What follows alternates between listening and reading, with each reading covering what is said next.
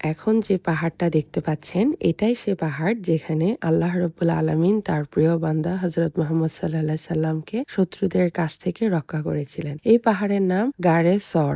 গার মানে গুহা, সর পাহাড়ের গুহায় নবী করিম সাল্লাল্লাহু আলাইহি সাল্লাম এবং আবু বকর রাদিয়াল্লাহু আনহু মদিনা থেকে হিজরতের সময় আশ্রয় নিয়েছিলেন বলে এই পাহাড়টিকে গারে সর বলা হয়। ৬২২ খ্রিস্টাব্দে প্রিয় নবী হযরত মুহাম্মদ সাল্লাল্লাহু আলাইহি সাল্লাম মক্কা থেকে মদিনাতে হিজরত করেন। মক্কা থেকে রাতের বেলা হিজরতের প্রথম মঞ্জিল ছিল জাবেলে সর এর গুহায়। রাসূল সাল্লাল্লাহু আলাইহি সাল্লাম ও তার সঙ্গী আবু বকর রাদিয়াল্লাহু আনহু ভোর হওয়ার আগে সর পাহাড়ের গুহায় আশ্রয় নেন। নবী করিম সাল্লাল্লাহু আলাইহি সাল্লামের হিজরতের ব্যাপার মক্কার শত্রু বাহিনী জানতে পারলে তারা মহানবী সাল্লাল্লাহু আলাইহি সাল্লামকে খুঁজতে খুঁজতে সর পাহাড়ের গুহার সন্নিকটে এসে পৌঁছান। আল্লাহ রাব্বুল আলামিন এই সময় শত্রু বাহিনী থেকে নবী করিম সাল্লাল্লাহু আলাইহি সাল্লাম এবং হযরত আবু বকর রাদিয়াল্লাহু আনহুকে রক্ষা করার জন্য ওই গুহার মুখে মাকড়সার বাসা বেঁধে রাখা হয় এবং কবুতরের এমন ভাবে বাসা বেঁধে রাখে তাতে কবুতর ডিম তা দিতে থাকে যাতে কোনো মানুষের প্রবেশ চিহ্ন অবশিষ্ট না থাকে। কুরাইশ শত্রুরা গুহার কাছে এসে মাকড়সার